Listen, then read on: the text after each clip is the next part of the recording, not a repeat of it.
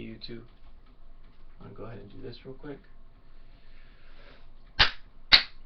Okay. I want to go ahead and just talk about that. I already kind of took a lot of takes on this, but this was on a video on anarchy. I saw a video. One thing I noticed that he didn't really mention to what he was talking about anarchy.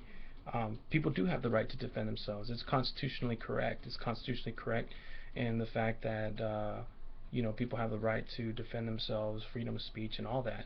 And now, if he's talking about that and that being anarchy, I can agree with that.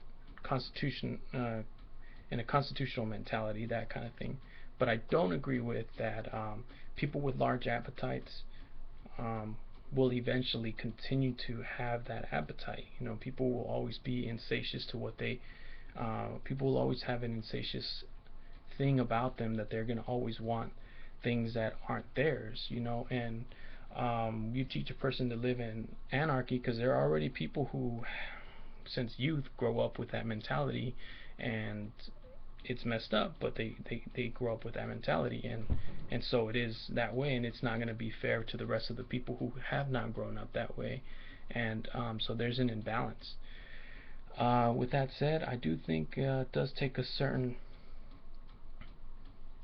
genius to have everything that we have. I'm having a conversation with a lot of people through the internet using this, and I know that you have congressmen and so many other statesmen and so many other people that lead this nation, and they have one-sided conversations to us, but they should be able to have the opportunity to close the gap so that they can talk to people, find more ways to communicate with people, and not necessarily have not necessarily that they be their own, not necessarily be that not necessarily make it seem like, okay, we have to listen to what they say, but give the people an opportunity to have a voice. I mean, there's already so many biases where people have already made up their mind, as opposed to war, as opposed to anarchy, like the guy said, and there's a lot of things that are already set in motion for people that aren't aware of it, and it's not fair to those who are caught up in the crossfires.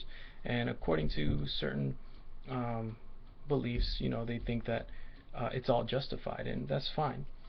With that said, I do think it does take a certain level of commitment to believe in the faith, to believe in God, to hold all these things together. Books, the clothes on your back.